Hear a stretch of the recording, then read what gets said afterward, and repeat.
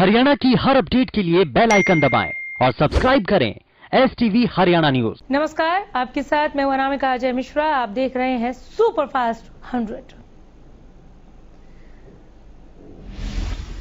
फरीदाबाद में निकिता तोमर हत्याकांड मामले में कोर्ट ने फैसला सुना दिया। मामले में 3 लोग आरोपी बनाए गए थे, 2 दोषी करार दिए गए। तौसीफ और रेहान को कोर्ट ने दोषी बनाया। इनकी सजा पर बहस शुक्रवार यानी 26 मार्च को होगी। वहीं अजरुद्दीन को बरी कर दिया गया है। इस मामले में तौसीफ को मुख्य आरोपी बनाया गया था, जबकि रेहान वारदात के वक्त उसके साथ मौजूद था।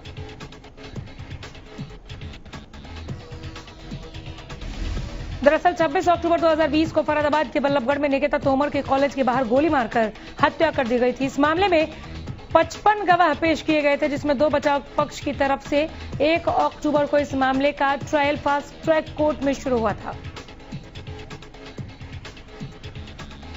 हरियाणा में कोरोना के मद्देनजर प्रदेश सरकार ने बड़ा फैसला लिया। दरअसल प्रदेश में सार्वजनिक तौर पर होली मनाने पर रोक लगा दी गई है।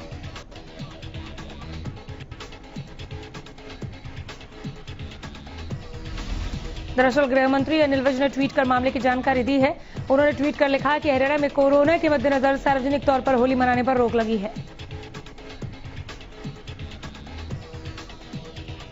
कृषि कानूनों के खिलाफ किसानों के आंदोलन 119वें दिन भी जारी है। लगातार 119 दिनों से किसान दिल्ली की सीमाओं पर डटे हैं। कृषि कानूनों को रद्द कराने की मांग कर रहे हैं। संयुक्त किसान मोर्चा की ओर से 25 मार्च को करनाल के असंध में किसान महापंचायत का आयोजन किया जाएगा। इस महापंचायत के मद्देनजर बैठक का आयोजन किया गया, जिसमें महापंचायत को सफल बनाने के लिए चर्चा की गई।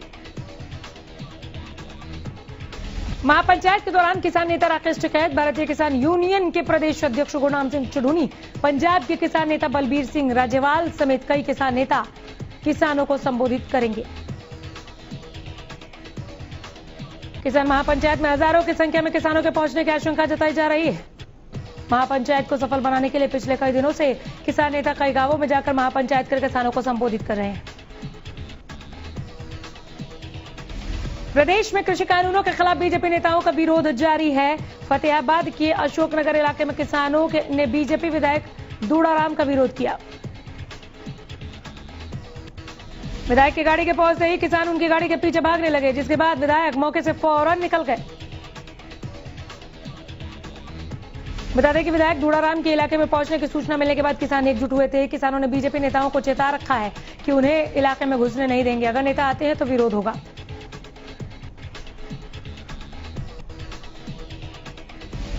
तेज हवाओं के साथ हुई बारिश और ओलावृष्टि ने महेंद्रगढ़ के कई गांवों में भारी नुकसान पहुंचाया है। इन गांवों में सरसों, गेहूं और सब्जी की फसल पूरी तरह से नष्ट हो गई, जिसके बाद किसानों के सामने रोजी रोटी का संकट पैदा हो गया। बारिश के कारण सरसों की फसल में काफी नुकसान हुआ। किसान कह रहे कि कटाई का समय चल रहा था। करीब जिले में 80% से ज्यादा सरसों की कटाई के बाद खेतों में लगी हुई थी और बारिश के बाद पकी हुई फसल को पूरी तरह से इस बारिश ने खराब कर दिया, जिसके बाद महेंद्रगढ़ जिले के किसानों ने सरकार से मुआवजा मांगा है। राज्यसभा में दीपेंद्र हुड्डा ने सरकार को घेरते हुए कहा कि कोरोना काल में सरकार की गलत आर्थिक नीतियों की वजह से देश की अर्थव्यवस्था खोखली हो गई है। दीपेंद्र हुड्डा ने कहा कि नोटबंदी और जीएसटी से अर्थव्यवस्था को बड़ा झटका लगा। कोरोना काल में गलत आर्थिक नीतियों से देश की जीडीपी लुढ़क गई। उन्होंने कहा कि सरकार कोरोना के पीछे अपनी विफलता छिपा रही है। देश में कोरोना के समय चंद पूंजीपतियों को फायदा हुआ, जबकि अमीर और गरीब के बीच अंतर को और ज्यादा बढ़ा दिया। राज्यसभा सांसद दीपेंद्र हुड्डा ने किसानों को लेकर केंद्र सरकार को निशाने पर लिया। दीपेंद्र हुड्डा ने कहा कि किसान पिछले करीब 4 महीने से सड़कों पर है, लेकिन बीजेपी सरकार किसानों को कभी आतंकवादी कभी नशेड़ी बता रही है। उन्होंने कहा कि किसानों के प्रति सरकार का अड़ियल रवैया जारी है। वो किसानों को इंसान नहीं समझ रही। दीपेंद्र हुड्डा ने कहा कि सरकार को आंदोलन में शहादत देने वाले किसानों के परिजनों के प्रति सरकार को संवेदना प्रकट करना चाहिए, जबकि सरकार बातचीत करने को तैयार नहीं। आपको बता दें कि दीपेंद्र हुड्डा ने लुक्सर गांव पहुंचे थे जब ये बयान दिया, जहां उन्होंने शहीद की प्रतिमा का अनावरण किया। भिवानी के नेहरू पार्क में राष्ट्रीय मजदूर कांग्रेस ने बढ़ती महंगाई, कृषि कानूनों और मजदूरों की अलग अलग मांगों को लेकर रोष जताया। इस दौरान राज्यपाल के नाम उपायुक्त के माध्यम से ज्ञापन भी सौंपा गया। इंटक सचिव धर्मेंद्र सिंह ने बताया कि हमारे द्वारा मीटिंग की गई, जिसमें अलग अलग समस्याओं के निदान के लिए एक मांग पत्र तैयार कर राज्यपाल के नाम उपायुक्त भिवानी को सौंपा गया। उन्होंने कहा कि असंगठित मजदूरों को कोई पंजीकरण नहीं हो रहा है। साथ ही उन्होंने आरोप लगाते हुए कहा कि मजदूर अपनी किसी भी पंजीकरण के लिए सेक्रेटरी जेई के पास जाते हैं, उनकी समस्या को नकार दिया जाता है। उन्होंने कहा कि आज युवा बेरोजगार हो रहा है, पब्लिक सेक्टर को बेचा जा रहा है। कांग्रेस के संगठन विस्तार को लेकर पर्यवेक्षक शिशुपाल सिंह राजस्थान से फतेहाबाद पहुंचे। इस दौरान शिशुपाल सिंह ने राम सेवा समिति धर्मशाला में कार्यकर्ताओं की पहली मीटिंग ली। बंद कमरे में एक एक करके कार्यकर्ताओं की राय जानी गई। हालांकि पर्यवेक्षक के सामने पहली बैठक में ही कांग्रेस धड़ों में बटी हुई नजर आई। बैठक में हुड्डा गुट नजारा दिखाई दिया। फतेहाबाद के पूर्व विधायक प्रहलाद सिंह और रतिया के पूर्व विधायक जर्नैल सिंह मीटिंग में मौजूद नहीं थे। वहीं अपनी बात पर्यवेक्षक के सामने रखने को लेकर भी कांग्रेसी आपस में लड़ते नजर आए। कुछ कांग्रेसियों का कहना था कि उन्हें इस बैठक के लिए निमंत्रण ही नहीं मिला।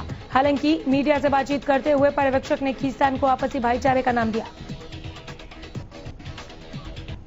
हुड्डा गुट की बैठक से दूरी बनाए जाने को लेकर शिशुपाल सिंह ने कहा कि उनकी पूर्व विधायकों से बात हुई है और उनके किसी दूसरे कार्यक्रम में होने की वजह से बैठक में नहीं पहुंच पाए।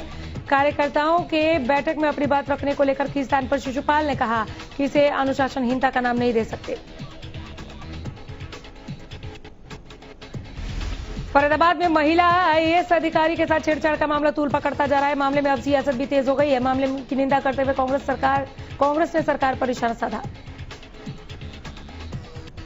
महिला आईएएस अधिकारियों के साथ छेड़छाड़ के मामले में प्रदेश के पूर्व मंत्री चौधरी करण सिंह दलाल ने प्रदेश के उप मुख्यमंत्री को हटाने और जिला प्रशासन के अधिकारियों को सस्पेंड करने की मांग की है। करण दलाल ने कहा कि ये एक महिला आईएएस का अपमान नहीं बल्कि पूरे प्रदेश की महिलाओं का अपमान है। उन्होंने कहा कि सरकार की बेटी बचाओ बेटी पढ़ाओ अभियान पर करारा तमाचा है। दलाल ने आरोप लगाया कि प्रशासन अपनी ड्यूटी छोड़ मात्र किसानों की जानकारी इकट्ठा करने में जुटा है। सोनीपत में रोहतक रोड पर मौजूद रेलवे ओवरब्रिज पर बड़ी लापरवाही नजर आई। दरअसल आरओबी 5 फीट नीचे धंस गया है, लेकिन इस ओर किसी का कोई ध्यान नहीं है। इस लापरवाही के कारण यहां कभी भी कोई बड़ा हादसा हो सकता है। 3 साल पहले 2.5 करोड़ रुपए की लागत से ओवरब्रिज की मरम्मत की गई थी। ऐसे में रेलवे ओवरब्रिज का एक बार फिर से धंसना अधिकारियों को सवालों के घेरे में खड़ा करता है।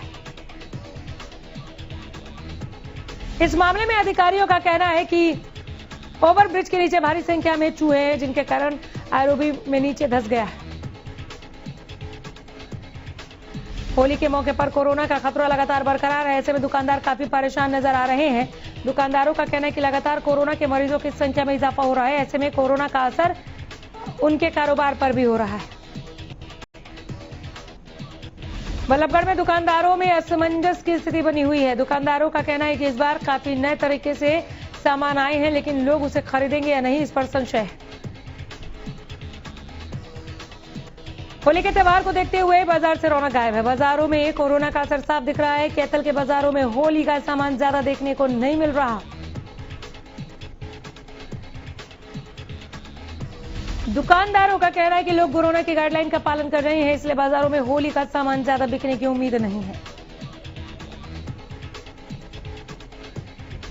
कोरोना के बढ़ते मामलों में आम लोगों के साथ साथ प्रशासन की भी नींद उड़ा दी है। सरकार की ओर से लगातार लोगों से कोविड के नियमों का पालन करने की अपील की जा रही है।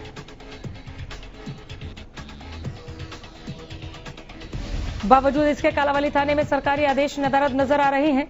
यहां थाने में मौजूद पुलिसकर्मी बगैर मास्क के ही देखे जा सकते हैं।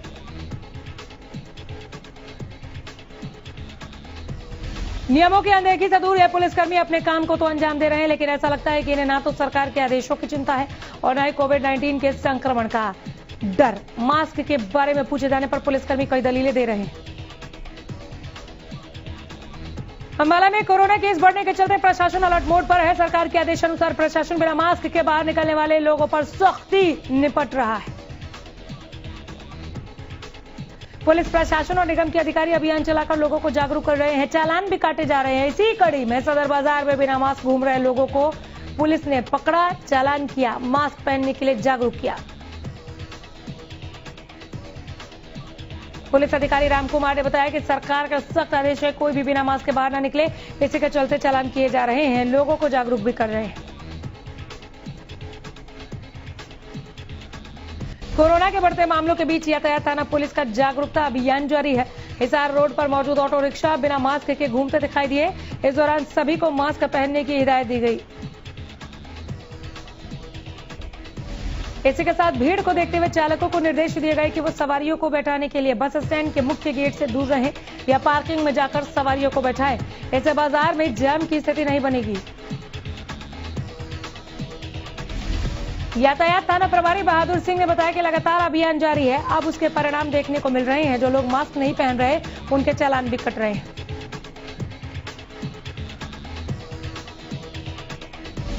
प्रदेश में एक बार फिर कोरोना बेकाबू हो रहा है। बीते 24 घंटे में 895 नए मरीजों की पुष्टि की गई। गुरुग्राम में 188, करनाल में 139 नए केस सामने आए। इसी के साथ अंबाला में 118 नए मामले सामने आए। यमुनानगर में 88 नए केस सामने आए हैं। कोरोना के पंचकुला में 89 नए केस सामने आए। कुरुक्षेत्र में 78 नए मामले सामने आए।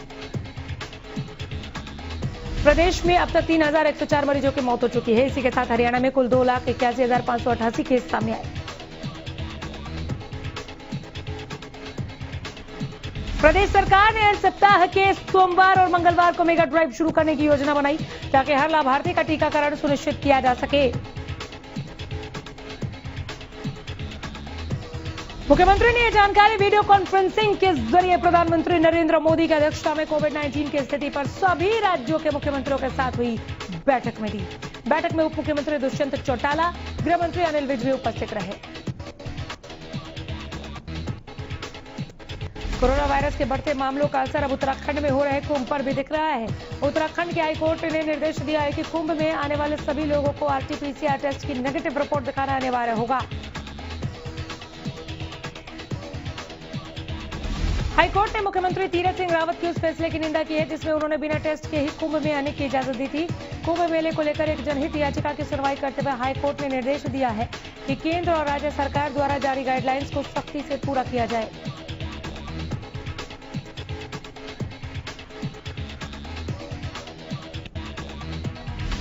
हाईकोर्ट ने कहा है कि जिन लोगों को वैक्सीन लग चुकी है अगर वो अपना सर्टिफिकेट दिखाते हैं तो उन्हें छूट मिल सकती है, लेकिन बाकी सभी लोगों को कोरोना टेस्ट कराना होगा और रिपोर्ट नेगेटिव होना जरूरी है।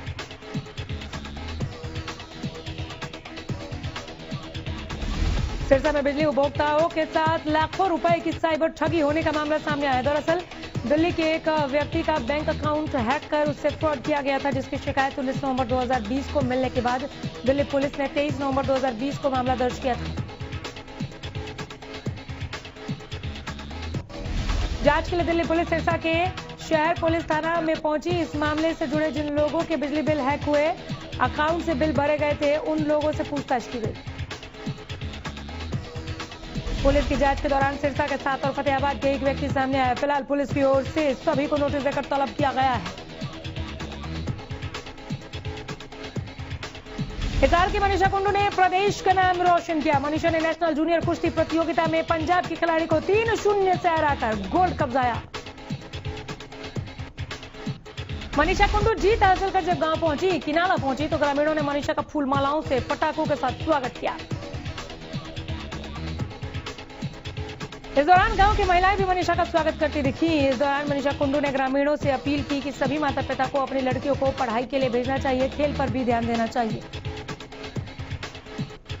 अंबाला छावनी नगर परिषद के 42 कच्चे सफाई कर्मचारियों को गृह मंत्री अनिल विज ने बुधवार को पेरोल के सर्टिफिकेट दिए, जिसके बाद कर्मचारियों ने अनिल विज का धन्यवाद किया। उन्होंने कहा कि अब उन्हें सरकार द्वारा जारी सभी सुविधाएं मिलेंगी। दरअसल पहले ये कर्मचारी ठेकेदार द्वारा अपनी सेवाएं नगर परिषद को दे रहे थे, लेकिन हर महीने तनख्वाह न मिलने की वजह से कर्मचारी आंदोलन पर रहते थे। अब इन कर्मचारियों को नगर परिषद द्वारा पेरोल पर रख लिया गया है और इनकी तनख्वाह भी अब नगर परिषद देगी। वहीं पूरे मामले को लेकर गृह मंत्री अनिल विज ने कहा कि नगर परिषद के 42 कच्चे सफाई कर्मचारियों को नगर परिषद के पेरोल पर रखा गया है। इन्हें पेरोल पर रखने के बाद कई सुविधाएं दी जाएंगी। प्रदेश भर में बुधवार को वर्ल्ड टीबी डे मनाया गया। यमुनानगर के सिविल अस्पताल में वर्ल्ड टीबी डे मनाया गया। Civil surgeon doctor Vijay Dahiya ने बताया कि किस तरह टीबी जैसी बीमारी को पूरी तरह खत्म करने के प्रयास किए जा रहे हैं।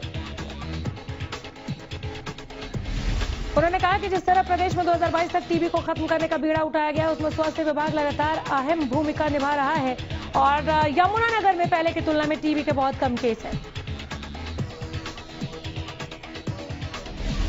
करनाल की सहकारी चीनी मिल के नवीनीकरण के कार्य का अवलोकन करने के लिए उपायुक्त ने चीनी मिल पहुंचकर किसानों को आश्वासन दिलाया कि यह मिल अगले सीजन में पूरी तरीके से शुरू हो जाएंगे।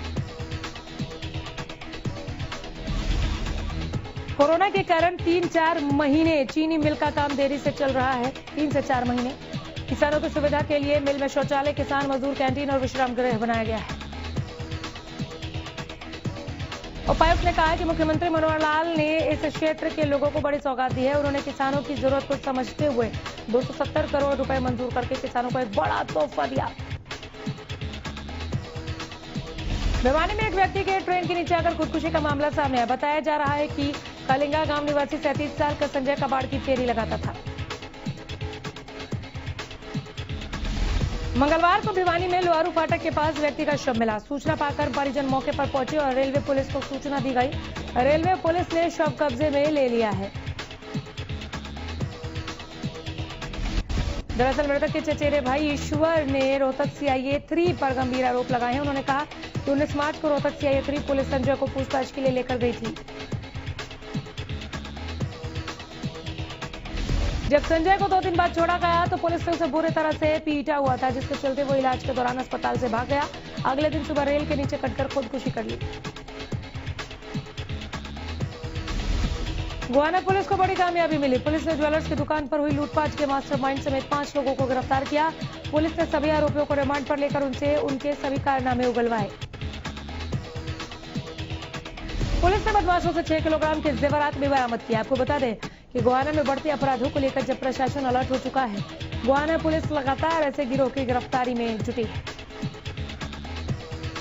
हांसी पुलिस ने एक ऐसे शख्स को गिरफ्तार किया है जो बीमार लोगों के बीमा कराकर झूठे क्लेम लेने का काम करता था। हांसी पुलिस की इकोनॉमिक सेल की टीम ने आरोपी को गिरफ्तार किया है। इस बात का खुलासा एसपी नितिका सिंह ने अपने कार्यालय में प्रेस कॉन्फ्रेंस कर बताया। आरोपी सुनील पर हांसी समेत 2 अन्य शहरों में 7 मामले दर्ज हैं। एसटीएफ रोहतक को भी तलाश थी। पुलिस आरोपी से पूछताछ कर रही है। 6 दिन की रिमांड पर लेना चाह रही है। फरियाबाद की सरकारी स्कूल में घुसकर दिन दहाड़े की गई टीचर की हत्या का 3 आरोपियों को पुलिस ने गिरफ्तार कर लिया।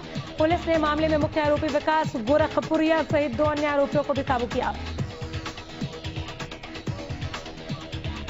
शराब के धंधे में वर्चस्व और दहशत स्थापित करने के लिए टीचर की हत्या की गई थी, ऐसी खबर है।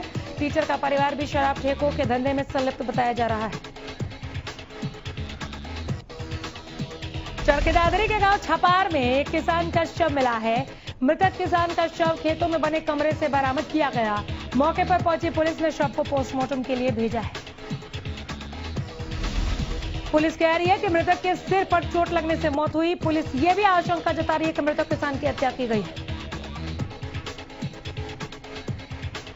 अखाड़े में पहलवान की गोली मारकर हत्या मामले में पुलिस ने 2 आरोपियों को गिरफ्तार किया है। मंगलवार को जिला पुलिस कार्यालय में आयोजित एक प्रेस कॉन्फ्रेंस के दौरान मामले की जानकारी देते हुए उप पुलिस अधीक्षक नरेश कुमार ने बताया कि 19 मार्च को पुंगा अखाड़ा गांव बहू में एक लड़के की गोली मार दी गई। पुलिस कह रही है कि शराब पार्टी में आपसी विवाद के बाद अखाड़े के अंदर साजिश के तहत विक्रम को गोली मार दी गई। गोली लगने से गंभीर रूप से घायल विक्रम को उपचार के लिए सिविल अस्पताल चरखेदादरी ले जाया गया, जहां डॉक्टरों ने उसे मृत घोषित किया। बल्लभगढ़ रेस्टोरेंट में मंगलवार सुबह अचानक आग लगने से हड़कंप मच गया। घटना की सूचना मिलते ही दमकल विभाग की गाड़ियां रेस्टोरेंट के बाहर पहुंच गईं। कड़ी मशक्कत के बाद दमकल विभाग की गाड़ियों ने आग पर काबू पा लिया। हालांकि आग लगने के कारणों का अभी खुलासा नहीं हो पाया है।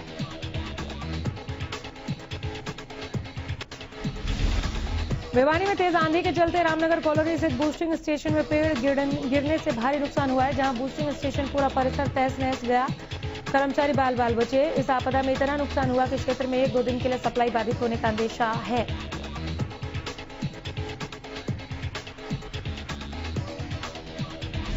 पानीपत के बबैल रोड पर शिवनगर वार्ड नंबर 6 में तब सनसनी फैल गई जब एक घर से 3 नर कंकाल मिलने की खबर आई। मामले की सूचना पुलिस को दी गई। सूचना पर पानीपत के एसपी और डीएसपी मौके पर पहुंचे। ड्यूटी मजिस्ट्रेट के सामने कंकालों को जमीन से बाहर निकाला गया।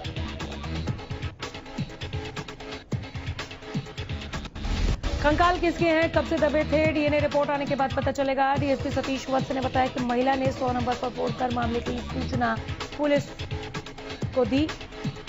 मामला दर्ज कर लिया गया है। करनाल के गांव रावर में एक 37 वर्षीय युवक की रात 12 बजे हत्या कर शव पार्क में फेंका गया। मामले में पुलिस ने 4 लोगों पर हत्या का केस दर्ज कर जांच शुरू कर दी है। मंगलवार रात टीम इंडिया ने इंग्लैंड को 66 रन से हराते हुए श्रृंखला में 1-0 की बढ़त बना ली।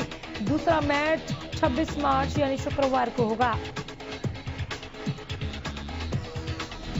वनडे क्रिकेट टीम में डेब्यू करने वाले 2 खिलाड़ियों ने भारत को पहला मैच जिता दिया। 98 रन बनाने वाले शिखर धवन भले ही मैन ऑफ द मैच चुने गए हों, लेकिन पूरी दुनिया इस वक्त सिर्फ कुणाल पंड्या और प्रसिद्ध कृष्णा की ही चर्चा कर रही है। Doctor Karni Singh shooting range में भारत की तरफ से अंगदवीर सिंह बाजवा और गनीमत शेखों की जोड़ी ने सर्किट स्पर्धा में अचूक निशाना लगाया और पहला स्थान हासिल किया।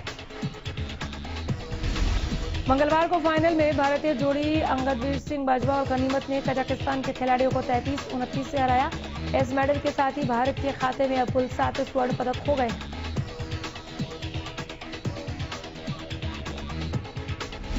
युवा पैरा निशानेबाज मनीष नरवाल ने P4 मिश्रित 50 मीटर पिस्टल SH1 स्पर्धा में विश्व रिकॉर्ड तोड़ते हुए स्वर्ण पदक जीत लिया। ये 2021 पैरा निशानेबाजी विश्व कप में भारत का दूसरा स्वर्ण पदक है। कोरोना महामारी से बचाव के लिए बॉलीवुड के कई सेलेब्स कोविड-19 वैक्सीन लगवा चुके हैं। अब अभिनेता संजय दत्त की कोविड-19 की वैक्सीन लगवाते हुए तस्वीर सामने आई है। पहली डोज लगवा ली है संजय दत्त ने। बॉलीवुड अभिनेत्री कंगना रनौत को बेस्ट एक्ट्रेस का अवार्ड मिला। कांग्रेस नेता अभिषेक सिंघवी ने ट्वीट कर कंगना पर तंज कसते हुए लिखा कि इस बार राष्ट्रीय फिल्म पुरस्कारों की घोषणा हुई है या राष्ट्रवादी पुरस्कारों की। अमृता राव के पति आरजे अनमोल ने अपने सोशल मीडिया हैंडल से तस्वीर साझा की है। तेजी से वायरल हो रही इस तस्वीर में अभिनेत्री अपने बेटे के साथ